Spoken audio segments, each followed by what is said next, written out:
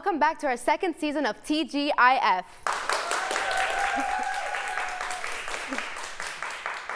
My name is Amina, and I'm going to be your host for tonight's first episode. TGIF is your go-to source for fun, insightful conversations about everything from current events to pop culture, all made for students by students. Tonight, we're diving into one of the wildest shows on earth, the U.S. presidential election. It's like the World Cup of politics, except instead of goals, the candidates are aiming for votes.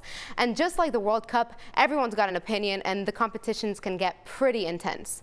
If you've ever watched the U.S. election process, you know it's a marathon. We're talking about months of debates, rallies, and campaign ads where candidates try to convince you that they're the only ones who know how to fix everything. It's basically speed dating, but for world leaders, and with a lot more sound bites. And the debates? Oh, those are like the ultimate talent show. Who can juggle the most issues without dropping one? Who can give the perfect one-liner that we're all going to be quoting for the next 4 years? It's all about staying cool under pressure, just like me hosting this episode. But let's get real. The real heroes of the election season is the voters. People researching candidates, fact-checking policies, and trying to keep up with all the news. It's like being in school all over again. But instead of exams, you're deciding who gets the keys to the country. Of course, there's always a bit of drama, just a little bit of suspense, like watching a movie where you're not quite sure how it's going to end. But hey, that's what makes it exciting, right? We're all just along for the ride. So grab your popcorn, take a deep breath, and no matter what happens, the U.S. election shows us one thing. Millions of people can come together to make a decision and still leave us wondering, what the just happened? And speaking of tough choices, we've got a fun game coming up next. Our guests will be making some decision of their own. No campaign promises or voting booths involved this time. Let's see if they can handle the challenge. But before we get to that, let's hear from some of our students and see what their views are on the U.S. election. Hey guys, is your name Democracy? Because I can't stop voting for you. If you could be president for a day, what bizarre law would you make? Make everyone dress up as SpongeBob. Maybe for one day I'd allow alcohol in school just to have fun with your teachers. I don't think it's that bizarre. I would just get rid of all the guns because you can't fight guns with guns. It might be something to do with driving. Probably I'm gonna remove the speed limits for a day. Fair. And you? No pineapple on pizza. On a scale from 1 to America, how free are you tonight? Tonight, freer than America, I'd say. Are we in a town hall meeting? Because I feel like we need to discuss our chemistry. We could be. Who would you trust more to run for the president? Cats or dogs? Dogs. Why? Because cats are cats are just selfish as hell. They want food and then they leave, and then dogs, they love you, they care about you, I think dogs would care about the people in the country, you know? I think dogs. Maybe I'd say dogs because I think cats are more impulsive. Probably cats because I think they're smarter. Definitely dogs. I have dogs my whole life and they're just so f***ing loyal. Dogs are statistically more loyal. So. It's time to bring out our star for the evening. We've got a special guest who adds a touch of American flair to our university, and she's here to give us the inside scoop on the U.S. presidential election. Please put your hands together for a communication student here at our university, Ali Hodge.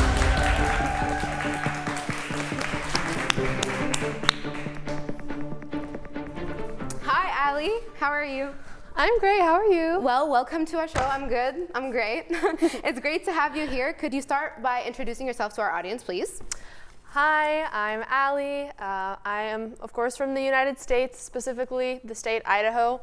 If that means anything to anybody, it's kind of a small state, not super well known. But yeah, it's in the West. And fun fact about Idaho, it's about 5 times larger than the Netherlands.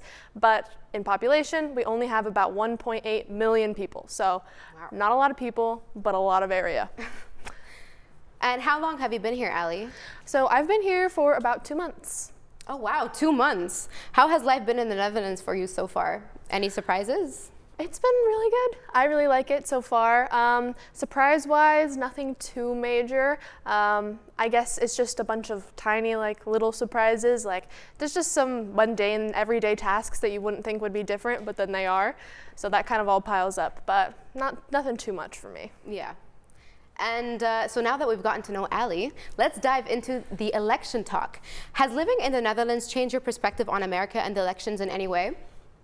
I would say yes, especially during the election year, things can get pretty tense. A lot of anger and unresolved things.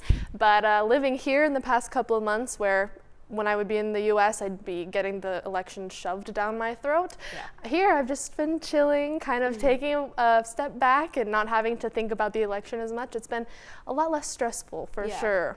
Out of sight, out of mind, I guess. Yes. And how do you keep up with the elections while you're living abroad? Are you actively involved? Like, are you voting from here, or?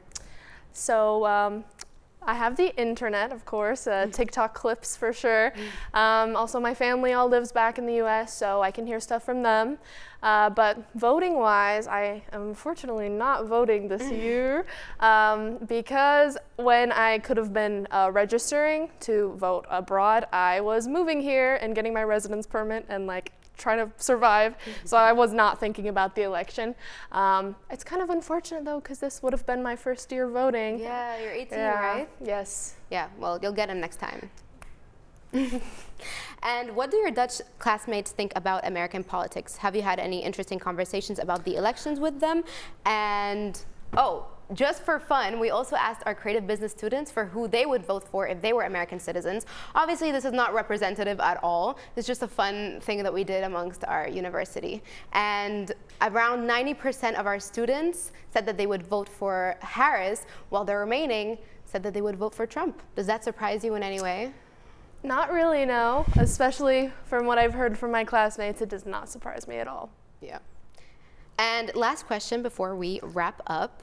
How important do you think this election is for the future of the US and even globally?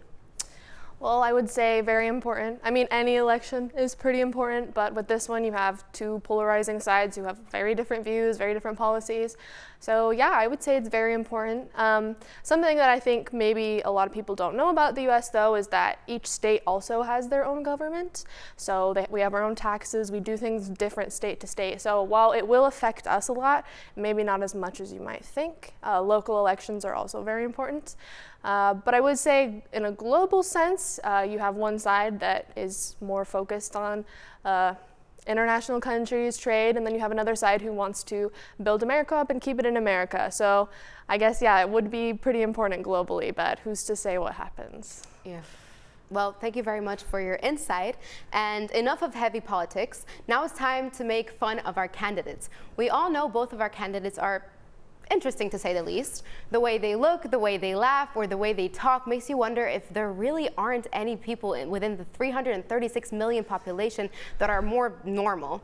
Let's zoom in on their beautiful inspirational quotes. We all know Trump is known for them, but Kamala can also be a real poet. It's time for our game, Who Said What?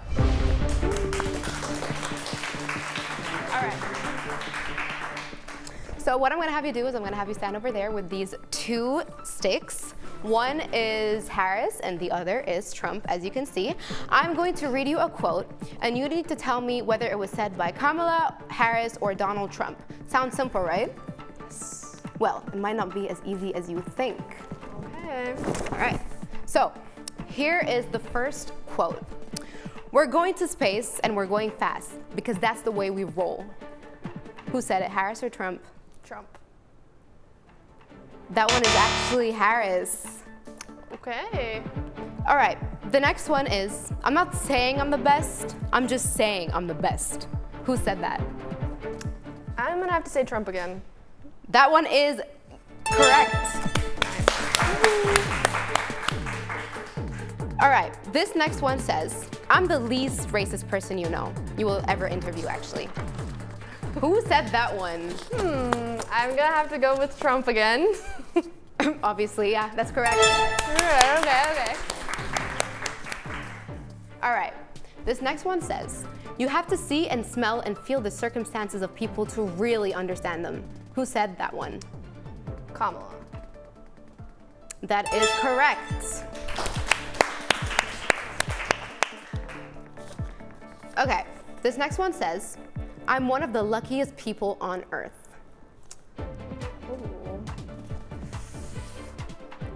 Kamala? Yeah, that's right, actually. actually. Wow. Wow, I'm a pro at this. All right, who said this one? I have a difficult time sitting down for long periods. True? No, girl. Oh, It's actually Kamala. okay. Wow. All right, this one I think is the hardest one. In Springfield, they're eating the dogs, cats, pets of people who live there. I wonder who said that. This is a tough one. Who could say that? But I do think I'm gonna have to go with Trump for that one. Allie, I'm so sorry. But you got it correct. Okay. We're actually done. We don't have any more quotes. Wow. Thank you very much. And that's a wrap for tonight's episode of TGIF. Thank you so much, Allie, for sharing your thoughts and giving us a peek into the U.S. election through your eyes. Of course, thank you for having me. Thank you. I'll see you in 4 everyone. years. Right. We hope you had as much fun as we did and learned something new along the way. But don't get too cozy just yet. Our next episode is going to be a festive blast. Join us as we dive headfirst into the magical world of Christmas. Think holiday traditions, delicious treats, and maybe even a surprise guest or two. You don't want to miss it. So grab your hot cocoa, deck the halls, and get ready for some merry madness. Until then, keep the holiday spirit alive, and remember, the conversation doesn't stop here. Bye-bye for now, everyone, and see you next time. Ta-ta!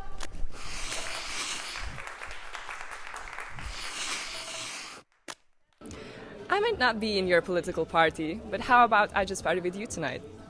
What? So, I might not be in your political party, but how about we're partying tonight? So I couldn't understand. Okay, let's do it again. Break the camera.